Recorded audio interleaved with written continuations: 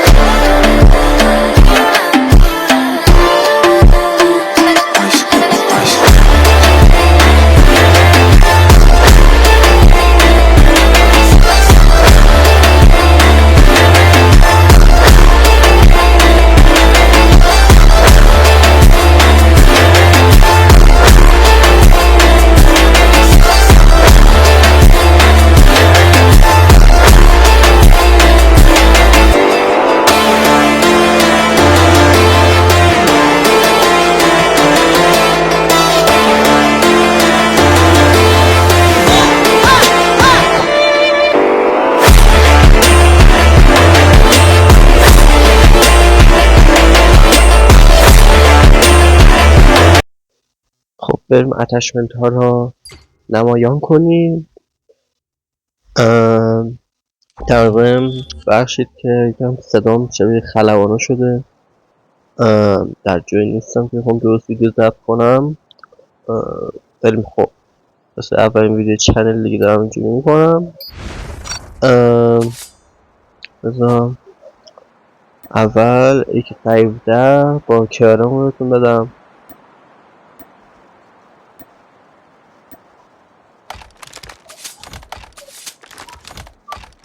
خب اتچمنت این دوتا رو میذارم، عکسشون رو بگیرید، اسکرین شاتشون رو تا بریم توضیح بدم. خب وایس کنیم کاری بکنم.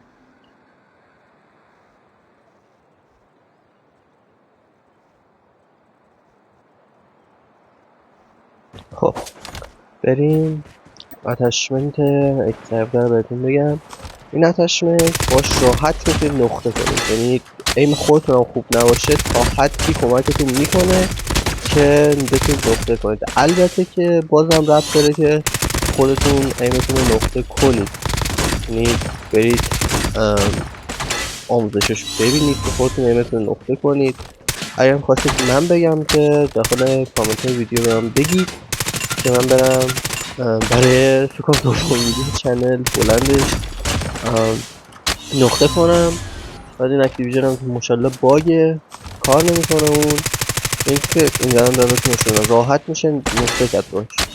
البته که ایم خودم یکم کج اومده. بعد واسه کارم، از کارم که کلا انتظار عجیب غریب نداشته باشید. گانیه که شاتگانیه که کلا وان شات به اون معنا نیست. یعنی شما برای وست عادی هم از هر کارم استفاده کنید احتمال وان شات کردنش 50-50، یعنی یا مثلا 250 میده یا نه. از فاصله دورم واسه این اتچمنت صرفا میشه مثلا 20 تا 40 تا دمیج گرفت. حالا چون دمیج نامبر من تو ترنینگ مچ کار نمیکنه، ولی از فاصله نزدیک اگه دقیق بزنید میشه راحت زد. تو ویدیو که گوشه دادم اولشم راحت دید که فتوات دارم میدونم پول دارم برای اولین ویدیو.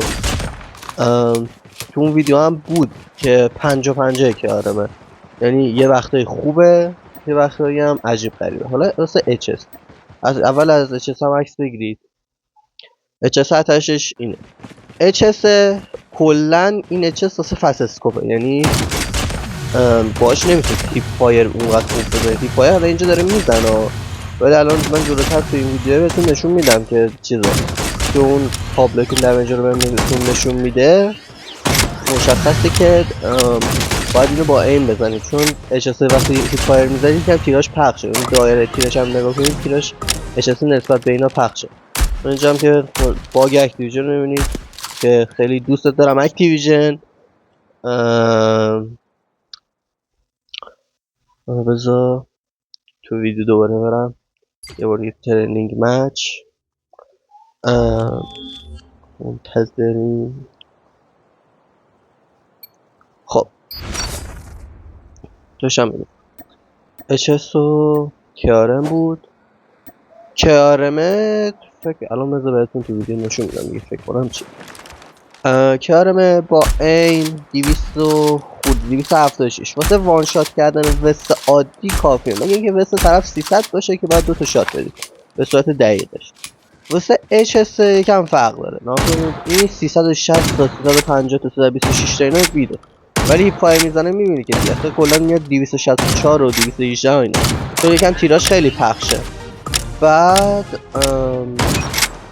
یه همین دیگه شما اصلا نمونده این تو بگم هیچ. یکم حالا این مسخره رو در بردم.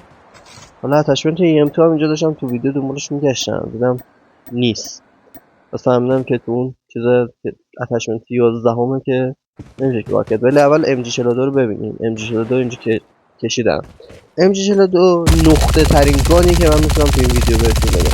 یعنی شما هیچ کاری هم نکنید، تاکید میکنم هیچ کاری هم نکنید، این نقطه است. من دست صفحه نمیزنم، یه چوسه داره میره سمت بالا دست رو. همین کلا نهایت نقطه کردن اینه. اینقدر این گان نقطه است نمیتونه باش درستی بزنید، تمرین کنید با این گان درستی بزنید. ولی این گان بخاطر اینکه 250 تا خشاب داره، بعد که هم ایمش نقطه است رنده میکنه، راحت میتونید با این گان رنده کنید.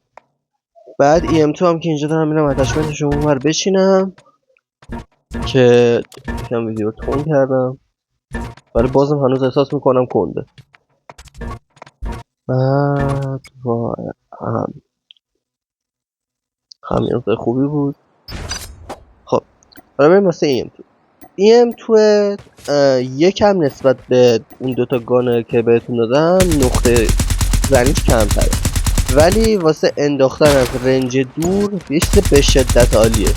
این راحت میتونید با این EM2 از رنج دور آدم ها رو بندازید که مثلا حالا متیکه، ولی واسه شما که عادی هم باشه حتی اپیک کسا اینا مهم نیست، فرق نمیکنه.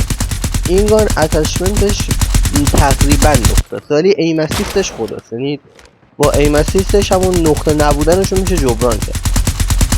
و همین دیگه. مرسی که تا اینجا ویدیو دیدید. میتونم براتون تستش میکنم که ببینید. و ببخشید که کیفیت ویدیو اولم پایینه، خب ویدیو اوله هم تجربه ندارم. این امیدوارم که با کمک شما بتونم این چنل رو بزرگش کنم، یه خانواده بزرگ بسازیم. و مرسی دیدید، لایک کنید، دنبال کنید. فعلا خلاص.